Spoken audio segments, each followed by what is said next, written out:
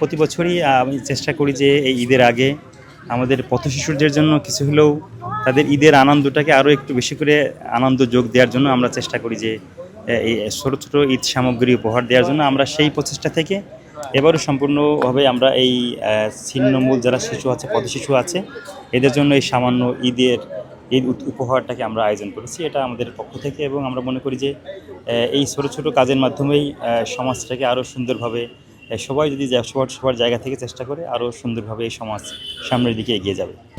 রমজান মাস হচ্ছে যে রহমত, বরকত, নাজাতের মাস। মহামান্বিত এই মাসে আমরা আমাদেরকে আরও ভালোভাবে আমরা মহামান্বিত করার জন্যই কিন্তু আমাদের এই আরও বেশি বেশি দান সদকা ঈদ উপহার মানুষের জন্য দেওয়া উচিত, যাতে করে আমাদের সমাজটাকে আরও সামনের দিকে সুন্দরভাবে এগিয়ে যেতে পারে।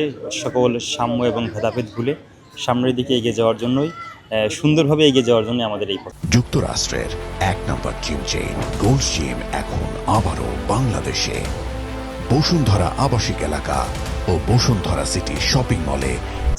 একদম সম্পূর্ণ নিজের ভালো লাগা থেকে এটা করা।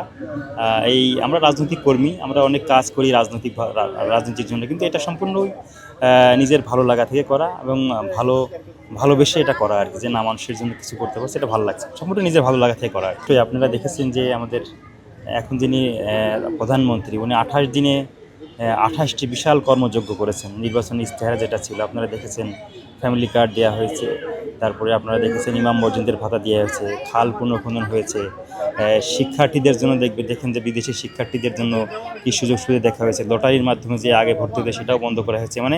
জনকল্যাণমূলক যে কাজ বা ট্রেনে এবং বিমানে বিমান থার্ড টার্মিনাল উদ্বোধন করার জন্য প্রচেষ্টা নেওয়া হয়েছে, ট্রেনে ওয়াইফাই সুবিধা, আমাদের শিক্ষামূলক এবং 31 দফায় যা ছিল তারেক রহমান কিন্তু সেইগুলো বাস্তবায়ন করার জন্য কাজ করে যাচ্ছেন। আমরা মনে করি প্রতিশ্রুতি অনুযায়ী কাজ করলে দেশ উপকৃত হবে, দেশের মানুষ উপকৃত হবে, আমরা সেই লক্ষ্য সেই স্বপ্নের দিকে এগিয়ে যাব। উনি একজন অনন্য এবং আমি মনে করি যে উনি এমন একজন ব্যক্তিত্ব যে পৃথিবীতে এমন ব্যক্তিত্ব বিরল, যে তার বাবা প্রেসিডেন্ট ছিলেন, মা প্রধানমন্ত্রী ছিলেন এবং উনিও প্রধানমন্ত্রী হয়েছেন। উনি ওনার কাজের মাধ্যমে মানুষের হৃদয়ের মণিকোঠায় স্থান করে নেবেন বলে আমরা সেই প্রত্যাশা করছি।